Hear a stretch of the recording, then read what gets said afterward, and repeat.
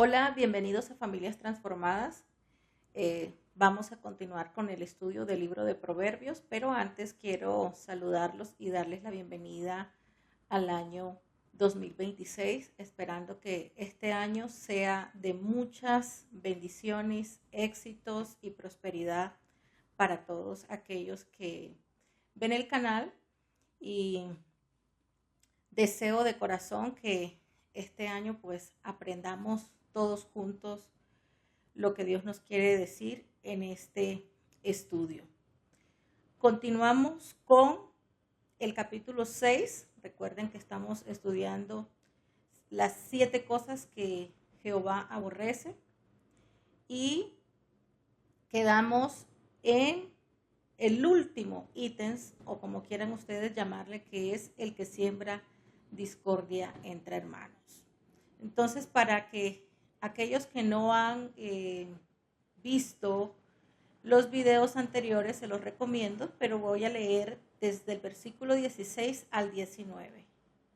Dice así: 6 cosas aborrece Jehová, y aún 7 abomina su alma: los ojos altivos, la lengua mentirosa, las manos derramadoras de sangre inocente, el corazón que maquina pensamientos inicuos, los pies presurosos para correr al mal, el testigo falso que habla mentiras y el que siembra discordia entre hermanos. Una de las cosas que más me han llamado la atención en estos 7 ítems que Dios aborrece es la profundidad. Recordemos que yo les decía en unos videos anteriores que estas 7 cosas que Dios aborrece realmente son parte, si ustedes las miran a profundidad, de los 10 mandamientos que Dios le dio a Moisés, y pues realmente son para nosotros también. Los primeros 4 mandamientos que Dios le dio a Moisés son de la relación del hombre con Dios, y los otros 7 son de la relación del hombre con el hombre. Entonces, nomás ahí ustedes se darán cuenta lo importante que es realmente tener una relación sana con nuestro prójimo. Por eso Dios hace mucho énfasis en las relaciones humanas, de cómo nosotros debemos de vivir aquí en la tierra. Debemos realmente de vivir de tal manera que le agrademos a Él y también le hagamos la vida más fácil a las personas que nos rodean. Y volviendo a lo que habla este capítulo, hoy vamos a hablar, este video, vamos a hablar pues del el que siembra discordia entre hermanos. Yo me puse en la tarea de investigar cuáles son las cosas que realmente hacen que las relaciones entre los hermanos se dañen. Y me puse, como dicen, a googlear, y entre esas encontré 4 cosas que me parecieron bastante interesantes. Una de ellas son los celos, la otra es la envidia, la otra son las herencias, y la otra la deslealtad entre los hermanos.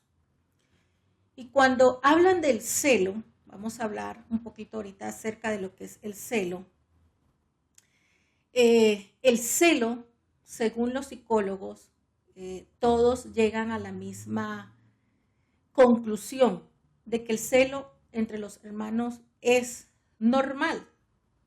Es normal, es esa parte en que cuando estamos pequeños resulta que el celo busca como asegurar un lugar entre los hermanos, diríamos como la competencia que hay entre ellos, quién se gana más el cariño de papá y de mamá, y del celo pues hay contiendas, pero los psicólogos dicen que es normal que se dé en temprana edad, porque eso nos va a ayudar a que cuando nosotros tengamos seamos adultos, realmente podamos resolver los problemas y solucionarlos, porque cuando nosotros estamos pequeños, pues resulta que hay enojo, pero pues las cosas se resuelven de la manera más sencilla. El problema es cuando los niños dejan de ser niños y van creciendo, llega la adolescencia, llega la juventud y llega la adultez y todavía siguen en esa situación, en ese pleito, en esa discordia, como que no encajan las relaciones y lo que hacen es entrar en una competencia de nunca acabar. Entonces, ¿qué pasa cuando hay un celo excesivo? Resulta que no hay paz. El celo divide y lastima. Yo recuerdo que hace ya unos buenos años yo estaba estudiando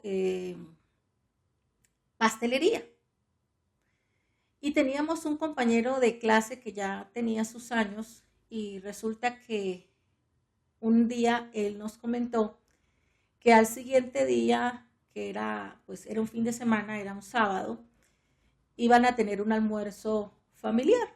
Entonces, pues el grupo le dijo, bueno, qué chévere, todos le dijimos, pues qué bueno que tengan esa oportunidad de encontrarse y de contarse cosas, porque pues como él ya era de edad, dice que ya los padres pues ya no los tenían. Entonces él dijo, ¿qué va? Realmente cada vez que hay este tipo de reuniones es caótico, es un desastre. Y nosotros dijimos, ¿por qué? Entonces él comentaba en ese momento que él tenía una hermana que era conflictiva todo el tiempo. Era una mujer que desde pequeña era celosa, siempre quería lo del otro y así creció. Entonces él decía, lo malo con ella es que, por ejemplo, vamos a ir a un restaurante mañana. Casi siempre ella se antoja de pedir el mismo plato de algunos de los demás hermanos, de los que están ahí en el almuerzo. Un ejemplo, si pedimos churrasco y el churrasco de ella sale ligeramente más pequeño que el del que pidió el mismo plato, eso ya es motivo de pleito. Ya eso es un motivo de alegar y daña la reunión. Entonces, a veces nosotros evitamos, dijo esta persona, reunirnos por ella, porque realmente pues no hace agradable la reunión. Y lo más tremendo, dijo, es que si nosotros no hacemos una reunión y nos reunimos sin ella, viene el reclamo. Entonces, por todo había enfrentamiento, por todo había queja, por todo había un motivo para ella indisponer al resto de la familia.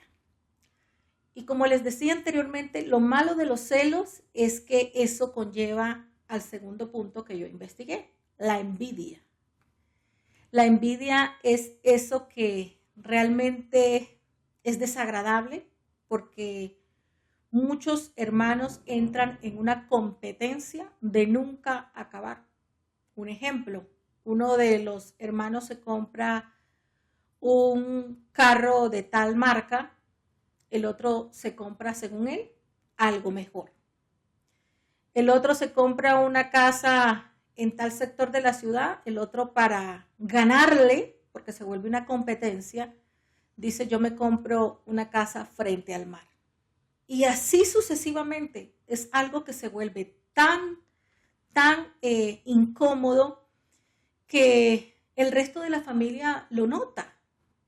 Y realmente pues llega el momento en que ya no es tan bonito y no es tan agradable porque nosotros sabemos que la envidia espiritualmente pues también abre puertas que son realmente malas, negativas.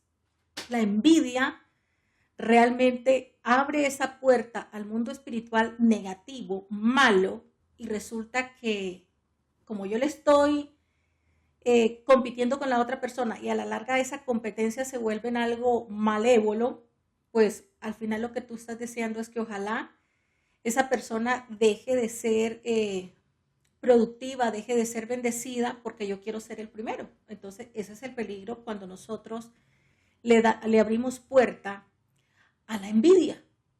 Entonces es algo que no es agradable y realmente uno tiene que tener muy en cuenta que no solamente estamos viviendo en esta, como diríamos, en esta naturaleza, entre comillas.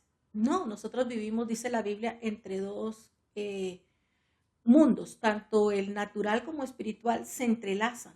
Y cuando nosotros no sabemos controlar ciertas cosas, hacemos daño, porque son realmente enviaciones, pero negativas hacia la otra persona. La tercera cosa de la que yo averigüé e investigué que divide a los hermanos y trae pleitos entre ellos son las herencias. Entonces uno dice, ¿cómo así? Sí, resulta que la labor de los padres siempre es trabajar y ojalá llegar a tener buenos recursos para que el día que ya nosotros no estemos aquí, podamos dejarle a nuestros hijos algo. Esa es la labor de todos los padres y ese es el anhelo de todos los padres. Lastimosamente, eso en vez de unir a la familia, eso lo que hace es dividirla. Si nosotros no educamos a nuestros hijos desde que están pequeños para que ellos sean unidos, para que se respeten, para que se amen, se cuiden el uno al otro, porque una de las cosas que uno debe inculcarle a los hijos es que nosotros no vamos a estar por la eternidad con ellos. No, un día tenemos que partir de esta tierra y ellos como hermanos tienen que aprender a verse el uno al otro. Cuando el otro caiga o necesite, pues tiene alguien con quien contar, con quien compartir, con quien vivir momentos de alegría y a veces no tan bonitos, porque no todos los hijos les va igual.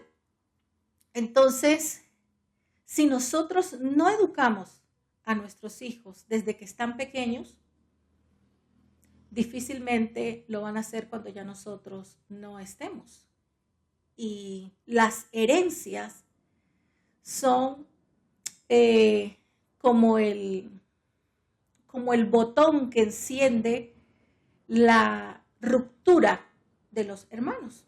Por ejemplo, ahorita tengo el caso de una persona a quien yo quiero muchísimo, estimo muchísimo, pero esta persona hace ya, este año hizo 2 años que el papá falleció.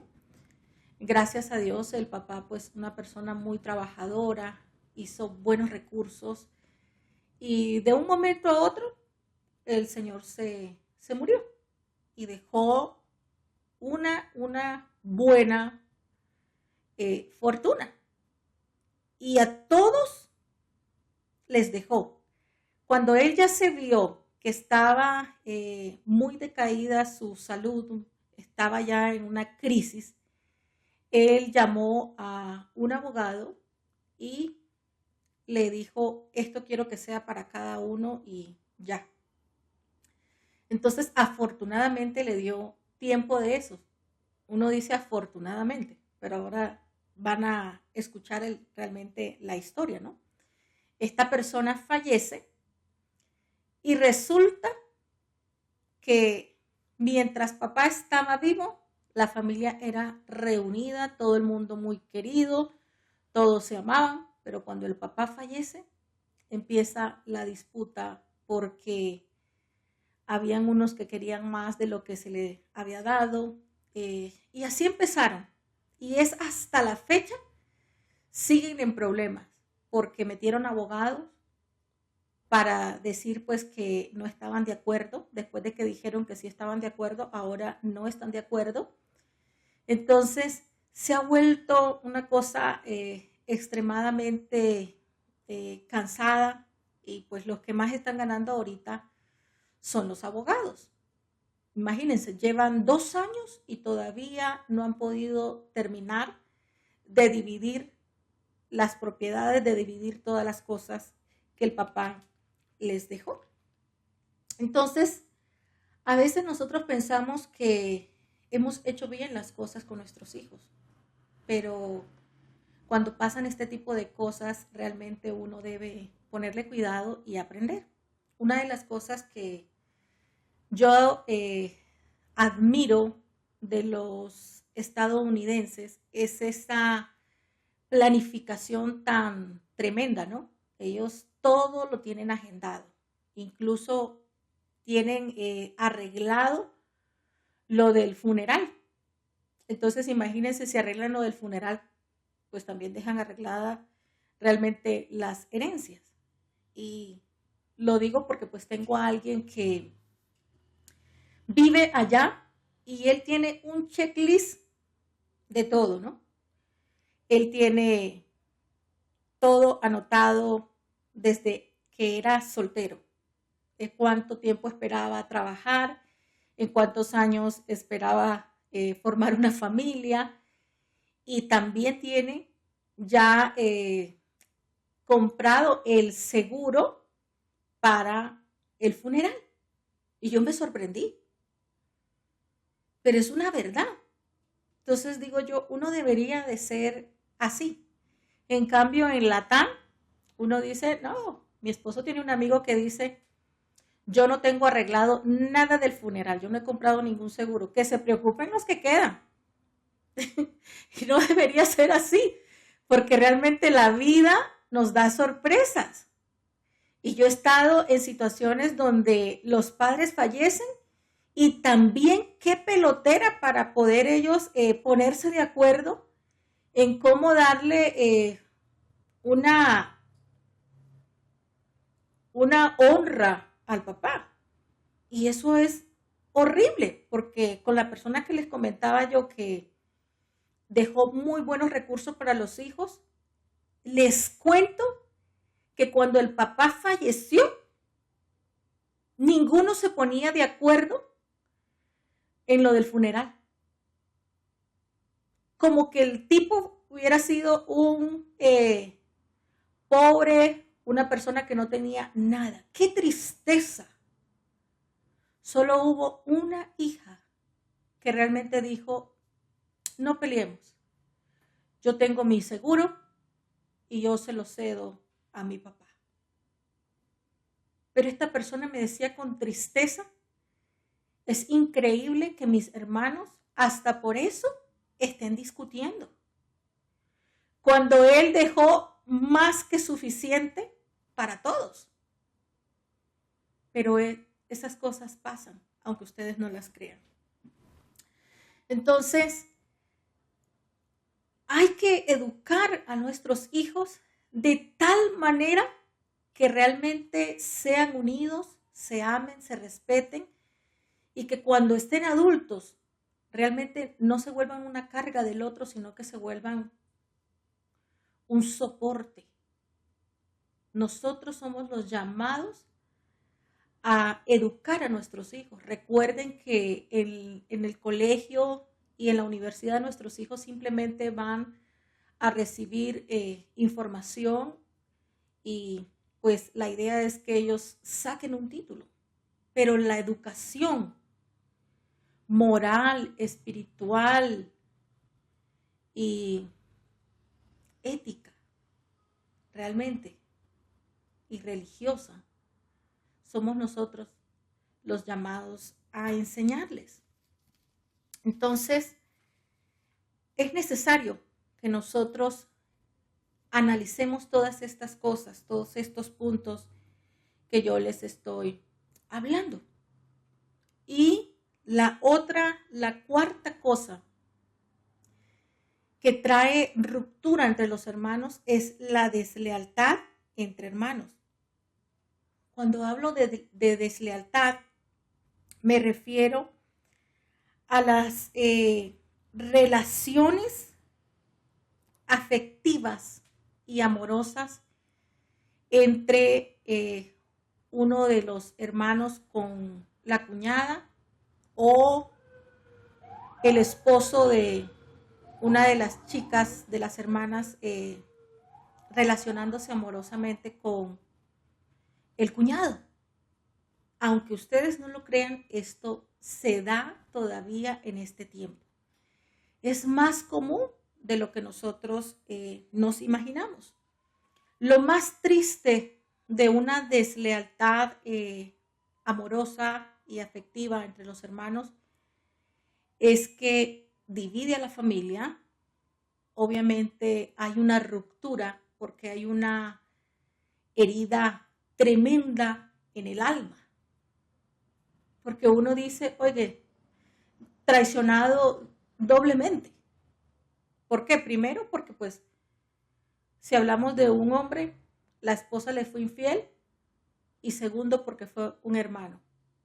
Su misma sangre. Recordemos lo que dice la Biblia. No descubras la desnudez de tu padre, de tu madre, o de tu hermano, o de tu hermana.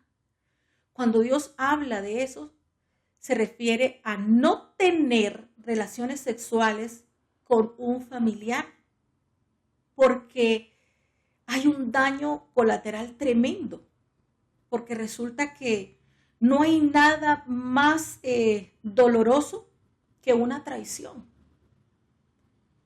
Las traiciones son algo que demoran años en sanar. Son heridas que se convierten muchas veces en traumas y la persona queda totalmente destruida. Entonces, cuando encontré esta parte que es de las más comunes, me acordé de un caso que conozco de una persona que abrió su corazón y me dijo, sabes que hace unos años estaba yo empezando mi matrimonio y mi esposo me llevó a vivir, me dijo, a un multifamiliar. Un multifamiliar es una propiedad donde hay varias viviendas. No quiere decir que todos vivan revueltos, no. Hay viviendas para cada familia, para cada grupo familiar. Entonces, entre ese multifamiliar vivía la matriarca, la mamá de esa familia. Entonces ella dice que ella, todo bien, al inicio ella dijo chévere, porque pues realmente si yo necesito ayuda para que cuiden a mis hijos, pues era muy fácil. Y cada uno en su lugar.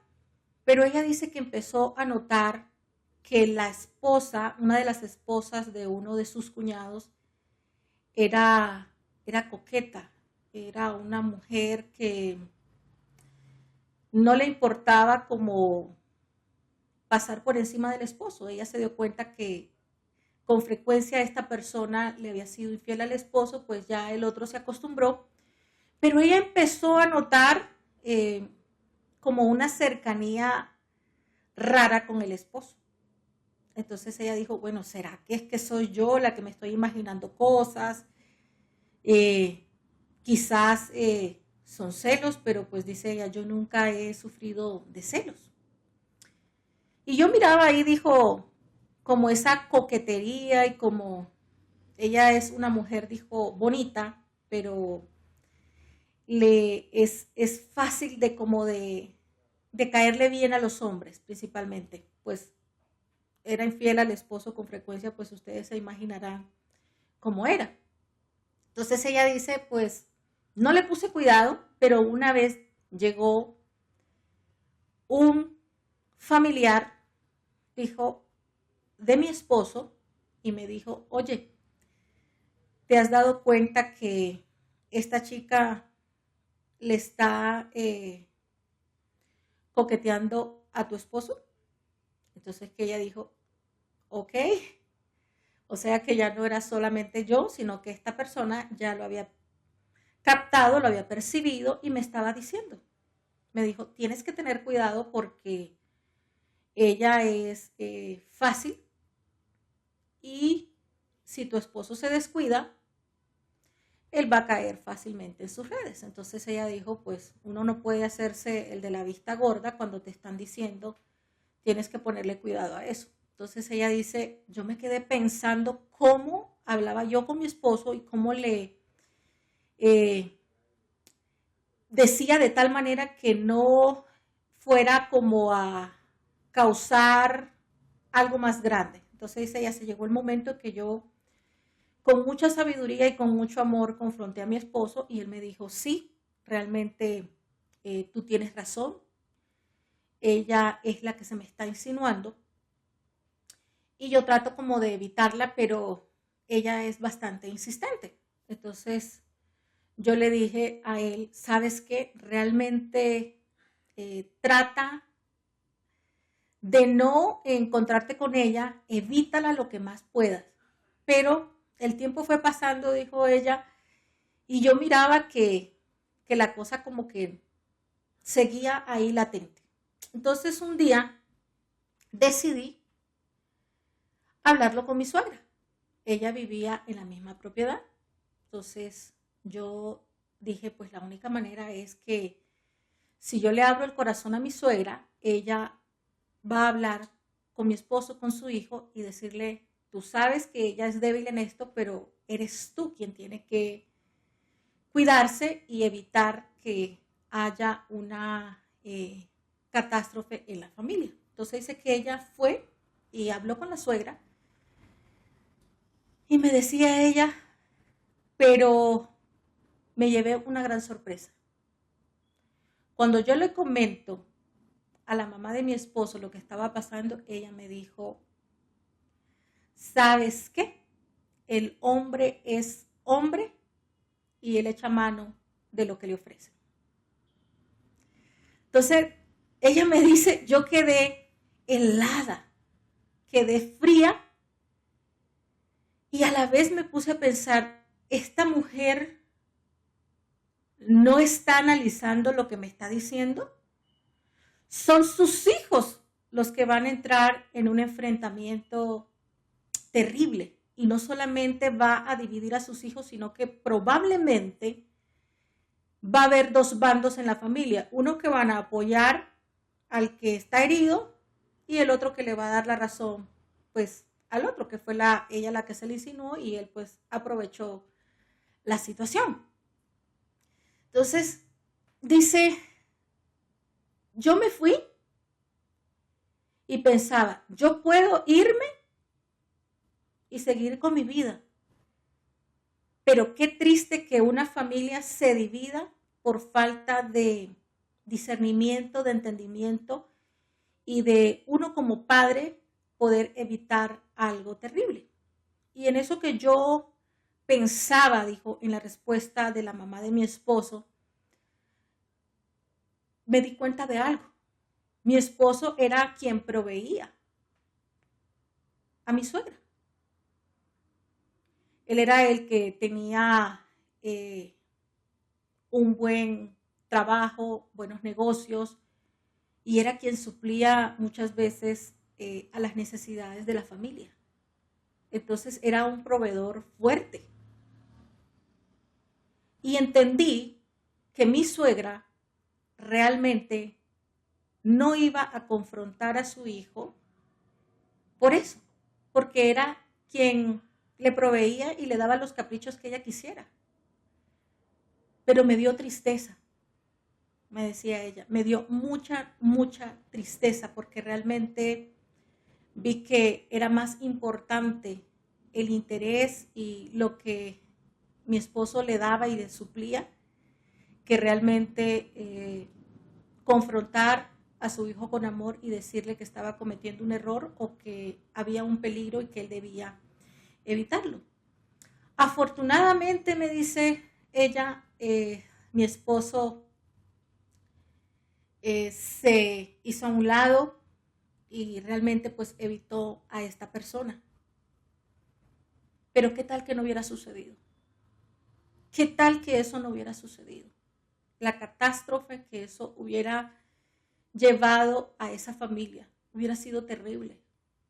Entonces, muchas veces nosotros como padres, en vez de solucionar y dar un consejo a nuestros hijos para evitar un daño grave y grande en la familia, nosotros nos callamos. Por el simple hecho que quizás ese es el que me da, o es que pobrecito, porque a veces nosotros, los padres, somos los que propiciamos división entre nuestros hijos, desde que están pequeños. Siempre, a veces como que si hay uno de los hijos que es más expresivo, más afectivo, más cariñoso, pues a ese es el que nosotros como que le dedicamos más tiempo. Y si el otro no es tan expresivo, pues como que lo hacemos a un lado. Y una de las cosas que yo siempre he detestado es comparar a los hijos. Yo tengo 2 hijos y los 2 son diferentes. Uno es introvertido y el otro es extrovertido, pero eso no los hace que yo los aparte de mí, ¿no? Al contrario, cada uno tiene una personalidad diferente. Ambos son especiales, ambos son amados, pero muchos padres, en vez de unir, separan. Y ojo con esto que les estoy diciendo, porque muchas veces hay un hijo que tiene quizás alguna dificultad, alguna enfermedad, y nosotros nos enfocamos más en ese hijo y descuidamos al resto. Y eso a Dios no le agrada. Entonces, hay que tener mucho cuidado en ese tipo de cosas, en cómo nosotros estamos realmente formando a nuestros hijos, y nuestra recompensa va a ser esa unión entre toda la familia y que siempre haya paz. Porque recordemos que Dios nos dice, nosotros somos llamados a la paz, no a dividir, sino a tener amor con ellos. Y muchas veces nosotros pensamos que los hijos cuando ya están grandes, nosotros no podemos opinar. Está bien, yo no puedo llegarle a mandar a su casa, pero la Biblia dice que nosotros sí somos llamados a aconsejar a nuestros hijos y a guiar, así sean adultos. Si nosotros vemos algo que no está bien en nuestros hijos, nosotros somos llamados a darle un consejo. Allá verá él si lo recibe, es decisión de cada uno, pero ya nosotros salimos de esa responsabilidad. Y eso hablando acerca de la familia, de la intimidad de una familia. Pero muchas veces esto también se da en las iglesias. ¿Cuántos problemas hay por chismes y a veces esa diferencia que les contaba yo entre los hijos, que hay padres pues que aman más a un hijo que al otro porque el uno es más expresivo, el otro no? A veces eso se da en las iglesias entre los líderes, ¿qué quiere decir? Entre los pastores. Yo lo he visto. Hay pastores que tienen preferencia por aquellos miembros que son ofrendadores, que son diezmadores, que todo el tiempo están ahí. A ese tipo de personas no le ven los errores, ¿no? Para ellos no existen los errores. Pero aquel que no tiene como el otro y se equivoca, ahí están prestos para caerle y para disque corregirlo. Y muchas veces los lugares privilegiados en el templo son para los que tienen más poder adquisitivo que para los que no tienen. Y eso sucede dentro de la iglesia. Y debemos de tener mucho cuidado. Si aquí hay personas que me están oyendo, que tienen a cargo una iglesia, una denominación, ojo con eso, porque a Dios no le agrada. Y yo he visto mucho eso en el pueblo de Dios y me entristece. Me entristece porque he estado muy de cerca con personas así. Por ejemplo, una persona cometió adulterio, de esos que tienen poder adquisitivo, y lo mandan un corto tiempo a corrección, pero como es diezmador, es ofrendador, mejor dicho, es la persona número 1, rapidito le levantan la corrección, sin ver realmente los frutos, sin ver realmente la transformación de esa persona, sin ver realmente el arrepentimiento. Mientras que el otro seguirá sentado. Así los frutos de esa persona realmente sean de arrepentimiento genuino. Entonces, ojo con lo que están haciendo. Recuerden que todo es decisión en la vida. Yo les doy los consejos, les hablo de las cosas que realmente pueden dañar un hogar, pueden dañar a una familia, pero son ustedes los que deciden realmente cómo educar a sus hijos y cómo enseñarlos para que cuando llegue este tiempo ellos estén realmente precavidos y puedan discernir y realmente puedan estar unidos como Dios quiere que seamos, familias unidas. Muchas gracias por acompañarme en este video. Nos vemos en el próximo estudio. Dios les bendiga. Chao, chao.